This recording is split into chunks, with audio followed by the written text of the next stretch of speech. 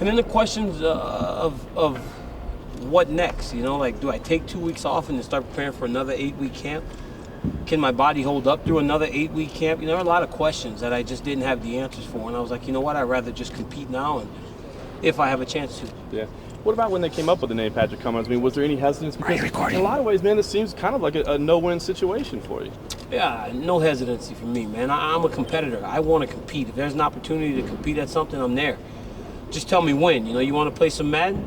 You want to play NCAA football? Tell me where, and I'll go meet you there. And I'll tell you one thing, I'll beat you, and I'll be cheating to beat you too, because I'm trying to win. So I'm a competitor, man. You know, any opportunity I get to compete. Plus, you know, I wrestled my entire life. You know, you don't know who you're wrestling in the next round. So for me, it's an opportunity to compete. That's what I'm here to do. And is that the biggest upside for you, is just a chance to get in there? Well, my makeup's coming off. But not only a chance to get in the cage, but my first time down at 205, I'll get to compete at the weight, something that I was going to have to do against a former champion in my first time. So I'm kind of a glass half full guy. You know, I want to look at things on the bright side. So whereas it may seem like, oh, this is nothing to gain for him. For me, it's like, well, I'm not fighting Rashad Evans.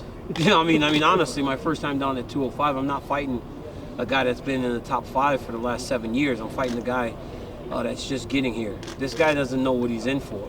You know, he doesn't know. He hasn't done this. He hasn't made this. He hasn't danced this dance before. And you know, it's consuming, and it overtakes you if you're not used to it. Hey Dan, when you look at the title picture, there was one point where people thought when you moved to 205 that you would immediately fight John. Now, you know, John's going to fight Glover. Looks like a rematch if he wins that against Alexander. So you're like over a year off. I mean, you know, it would seem to me. Things change fast. I mean, I believe a win over Rashad Evans would have put me in the contention. I could have asked for anything. I mean, I just beat Rashad Evans. That would have been 3 UFC champions on my resume. Win over Patrick Cummins doesn't have that pop. So I understand that there's work to be done, and I'll be there to do it. But things change fast in the sport. Things change fast in this organization. So I just got to stay training, stay healthy, and ready to go. But again, you know, as I always say, this all means nothing if I don't take care of business on Saturday. I lose on Saturday, and then why would anybody want to give me a title shot? Sarah McMann had said something to the effect after the interview that you had with Patrick on Fox Sports 1 that he had poked the bear, and that was a bad idea. What was some of your response to that interview and some of the things that he had said leading up to this fight? Well, I mean, for Sarah, thank you, because she understood. You know, she'd been through it. She went through it. She was the person in the middle. They call it Shark Tank when the guys are rotating. She went through the whole grind that I did, and so she understood. So to see her come to my defense was awesome. But with Patrick, it's like when I first heard we were gonna fight, I was kind of excited for him. I was like, okay, this is a guy that I knew from back then, and he's finally getting his chance in the UFC. We're gonna just go out there and compete against each other, you know. And then he started talking, and then you guys continued to put microphones in front of him, and he hasn't stopped talking since. So now it's not, well, good for little Patrick. Now it's like, I'm going to beat Patrick's ass. Aren't you glad he's selling the fight, though? Yes, I am. Yeah. He's done a great job of that. He's built interest, but he didn't do that alone. I had to get on Fox Sports 1 and yell at him, too. Did he take it too far? Did you legitimately take it too far with the... Well, there's just certain things that... Back then, there were a lot of things going on in my life, and he knew that. So that's why I think that more than anything, those things should have stayed in the wrestling room, even though they always do anyways. But you know what, man? He's doing what he has to do to I mean, I really don't know what he's doing. Because, I mean, honestly, it's like, you know, I'm ready to fight Rashad Evans. Rashad Evans is a boxer wrestler. Patrick Cummins is a boxer wrestler. Rashad has been the standard for that style of fighting in the UFC for a long time. Nothing had to change for me. He's going into a fight on 10 days' notice against a guy that's prepared, a guy that's peaked, and he's still talking. Yeah, but he'll talk more and more. You guys keep putting microphones in front of him, I tell you, he'll give you some gold. Do you think that there's any risk that you might be underestimating him? No chance, because I prepared for Rashad Evans. If I didn't prepare so thoroughly for the guy I was fighting, then maybe I would lose, you know, maybe I wouldn't be as sharp. But guess what? I can go in there, and because I've trained and I've been so thorough, your body goes on autopilot. It's trained to do what it's supposed to do on Saturday night, regardless of who's standing across the cage from you. So I respect Patrick as a competitor. I know what he did. This guy overcame adversity. He didn't even place in the state tournament in high school. By the time he's done with college, he's a 2-time All-American NCAA finalist. That says something. You see the guy doing gymnastics, he's doing flips. How many of us big guys can do that? So he's got some real ability, and he's a very dangerous guy because he's hungry. But again, I was very thorough in my preparation, and I think that's going to carry me in this fight. When was the last time you weighed what you weighed today? I do admire him for taking the fight. I think he's I appreciate him for taking the fight because otherwise I wouldn't have anyone to fight. Yeah, I just think that it's an uphill battle. You know, somebody told me, well, Kane came to the UFC with 3 fights. He did, but he didn't fight Frank Mir in his first fight in the UFC. Weidman was 5-0, but he didn't fight Anderson Silva. Or, I'm not even calling myself Anderson Silva, just somebody around the top of the division in his first time out. So there's a difference. Dan, when was the last time you weighed what you weighed today? 2001 was the last time. Well, at 206. Right now I'm a little bit heavier, but last time I weighed what I weigh now is 2008. And at this point, what I weigh now, I felt like I was on my deathbed because I was cutting weight so wrong. How do you feel physically? I feel great. I mean, I can go fight today. I can make weight today. I can make weight tomorrow if I need to. And with it, you know, a lot of us need to have lifestyle changes. But you know, Dana talked about you know, barbecuing when you were training before and all. Yeah. That. Are you going to incorporate this and make a lifestyle change where you don't get that kind of, you know, food Yes. and that type of thing? Yes, I am. But I will be honest with you guys. I'm not going to sit here and lie to you. There is a barbecue plan. There is a barbecue plan and a Popeyes run in the future. Guys, I'm going to tell you one thing. I heard I wasn't fighting on Wednesday, and I'm all sad. The only thing that could ever make a Louisiana boy feel better is Popeyes. So I had some, and it freaked out the next day. It was bad. It was horrible. I freaked out completely. Dude, I had 4 pieces of chicken and Cajun rice. It was so good. I was like hurting. I was like laying on the ground hurting. I was like, oh, this is so bad. Because I hadn't ate anything like that in so long. It's like so bad. How could it taste so good but be so bad? So I'm just sitting there like, oh my God, my stomach's killing me. Like it's hurting me. But then I'm like, but it feels so good. And then Dana called me the next day and said I was fighting. So then I'm sitting there like this. You know, you ever got bad news and you're like, oh my God. I'm just kind of doing this. So then I have to call Tyson, who's doing my nutrition. And he's like, what did you do? So I'm like, bro, I broke a little bit. He's like, what did you do? Well, I eat Popeyes. So he's mad, right? But he's trying to keep it together. So then he's all, well, we just got to get back on it. And because you had so much Popeyes, we got to flush all that bad stuff out of your system. So he made me drink 3 gallons of water to flush it.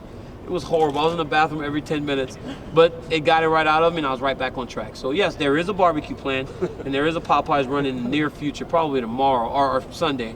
And then, yeah, I'm going to continue to eat like this during the week, and on the weekends I'll let loose. How long ago was the Popeyes breakdown? Dude, that was last Wednesday. Last Wednesday. Yeah. So literally you got the news and you drove straight to I got the news. by yourself? Bro, I got the news. I got the news. I'm very sad and crying. And I'm all, as I walk into Popeyes, because I don't want to see them see me crying, I'm all like swiping off the tears, and they're like, can we take your order? And I'm like, yeah, give me some chicken. It's like, give me some chicken. Like, I feel bad. It's like, you know, I'm not supposed to be here, but so am I crying because I didn't get the fight, or am I crying because I took my ass to Popeyes? Both. You know it's bad, too, because people say, Jose, it has no drive-thru. So the lady's like, wait a minute, didn't you just lose your fight? I'm like, just give my chicken and leave me alone. I'm like, just give me the chicken, don't talk to me, you know, like, don't look at me. Don't look at me, I'm disgusted. DC, back when you were training with Patrick all those years ago, were you guys actually friends, or was he just a guy that came into the wrestling? You know what, he was actually, yeah, he was. I would consider him a friend. You know, there's something that ties guys together in the wrestling community. When you spend, he spent 3.5 months with me on a day-to-day basis preparing because he was Karen McCoy's main training partner. So, yeah, I would have considered him a friend. He did a lot to help me. He helped to prepare me, and yeah, he was there. I mean, yeah, I would have considered him. I would consider him a friend. I would have, or at least until after. I don't know what's going to happen after Saturday night, though. I really don't. Have you guys talked at all? Not at all. From the Fox Sports? Not at all. I haven't spoken to him. I don't want to speak to him.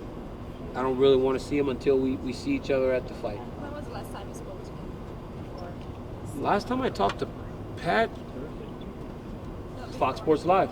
Before the Fox. to be about 2008, 5 years. So, I mean, you would think friendships suffer with time, you know, but it's like Mark Munoz and I barely ever talk, and I still consider him a friend. You know, there's something that ties us together, you know, so it's just different now. We're enemies. We have to fight. You talked to Rashad? I have since the fight. Yes, I did. Rashad and I are friends. We talk quite often. I called him to tell him I hope he was doing okay. And then he texted me and said he was sorry for having to pull out of the fight. Didn't want to do that. He knew I made a lot of sacrifices and everything. And you know what, man? I told him don't apologize because you can't control injury. You know, but that's him. And then Chael Sonnen. I really appreciate Chael Sonnen because he understands too. Look what this guy had to, and he was going to go in there and fight me. Yeah. So I mean, it's like we have a this group we have at Fox Sports is it's a tight knit group. You were pretty respectful. If Patrick was an injury replacement on this card, not fighting you, and we were asking. I'd be rooting for him. And what would you say his future in the UFC? He's going to be very good. He's going to be very good. He has all the tools to be very good. He's a good wrestler.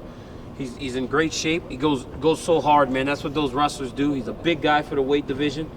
I think he will present a lot of problems for a lot of people down the line. I really do. But like you said, you were very respectful about what he said earlier, his kind of trash talk. But at the end of the day, you think it was a cheap shot? I mean, I guess you got to get your foot in the door somehow, huh? I mean, that's kind of my assessment of it. You got to get your foot in the door some way, somehow. Would I have preferred him to do it in a different manner? Yes, but you know what, man? His interest is in the fight. People actually think this is like Rocky. It's not like Rocky, boys. It's not like Rocky. I am not underestimating this guy. I know that I have a fight on my hands, and because of that, I'm so well prepared, mentally, physically. It's gonna. I mean, I'm gonna really just kind of run him out of the cage. Is part of you relieved that you're not fighting Rashad? I know that divisionally it makes sense to beat him, but you know there's the whole friend thing. Maybe you don't have to fight him. Maybe not for a while. I don't know. Did a part of your brain? I mean, initially it was like, man, we're done with this. We were gonna be done fighting each other. We're gonna be done with it. But then it was like, well, it's gonna get pushed back for 2 months. So now we got to go through 2 months of preparing to fight a guy that I really do like. To now it's like, well, I got to fight Patrick. You know, I haven't really thought about fighting Rashad since that fight got scrapped. And then now I hear he's out for a while, so I'm not gonna wait. I'm not gonna wait. I want to fight again when I'm done. I mean, if I get through this one like I anticipate doing, I want to fight again. I want to fight soon so that I can continue to move towards fighting for a championship. Was there any information to be gleaned from watching Patrick's other pro fights? Didn't watch him. I didn't watch him. Okay. Because I want to make him the biggest, meanest, toughest guy that I ever stepped in the cage with. My idea of who Pat Cummins is going into that cage is Kane, John, Anderson, and everybody compared together. Weidman, they're all Patrick Cummins. Because I want to make him the biggest, most savage animal that you've ever seen. So no, I didn't watch his fights. I don't want to know how he fights. I want him to be just a savage. And then I go in there and I'll beat him. He's playing the, I got nothing to lose, I'm confident, I'll beat this guy card real strong. And they say that somebody who doesn't have anything to lose can be very dangerous. When you watch his responses and knowing him the way you do you think that he really, truly thinks he's going to beat you on Saturday?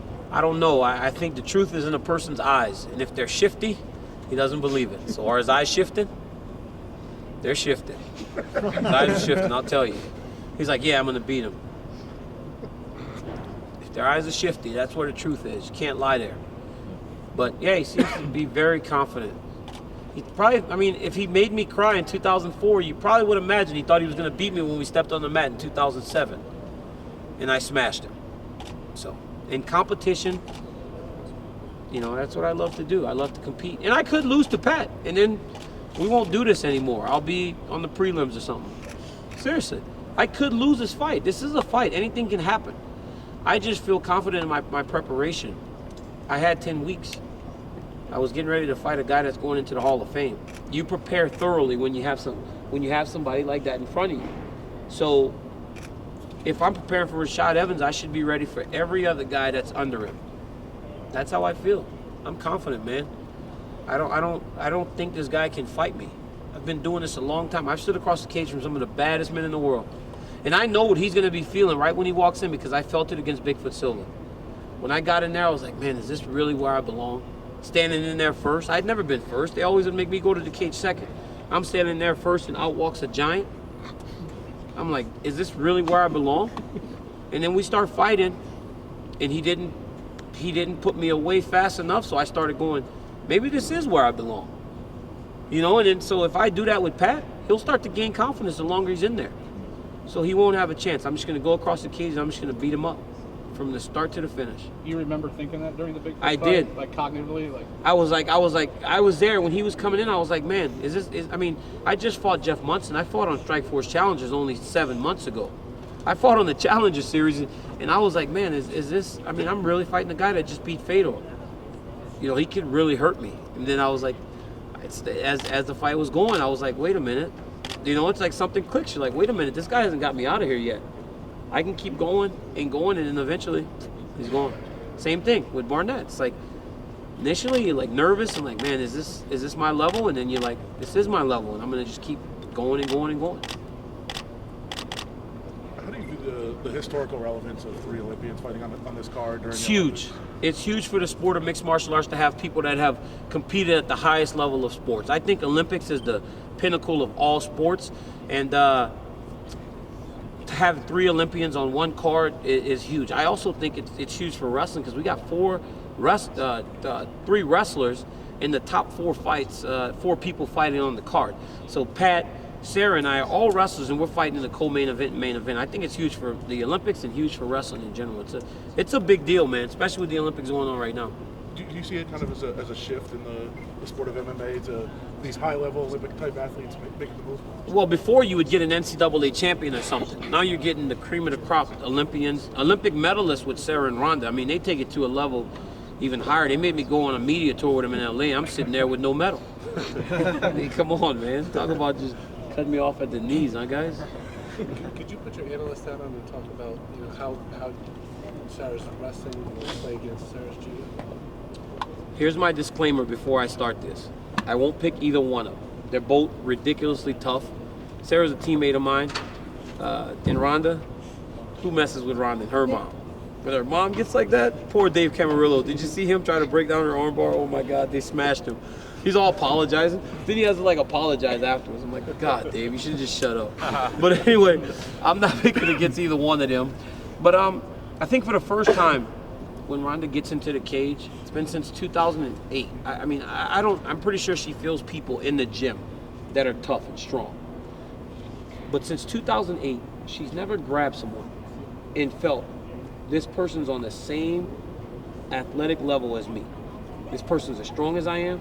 This person has been competing as long as I have been. She said it best with Misha. She goes, I was on the Olympic team. You were wrestled in high school. Well, Sarah McMann went to the Olympics too, and she won. She actually did better than all of us. And so she's going to feel her, and she's going to go, man, this is different because this girl has everything that I have. And I think it's going to make for a fun fight. So the wrestling versus judo, I mean, if I was going to pick a woman to go out and represent wrestling, I would pick Sarah McMann. And if judo people would pick a person to go out and represent judo, they would pick Ronda Rousey. And if we needed someone to go to the Olympics right now for those 2 sports as a female, we would still pick Sarah and Ronda and say, guys, go out and represent our country. So we're getting the best of the best here. It's going to be fun. Thanks, DC. All right. Stuff.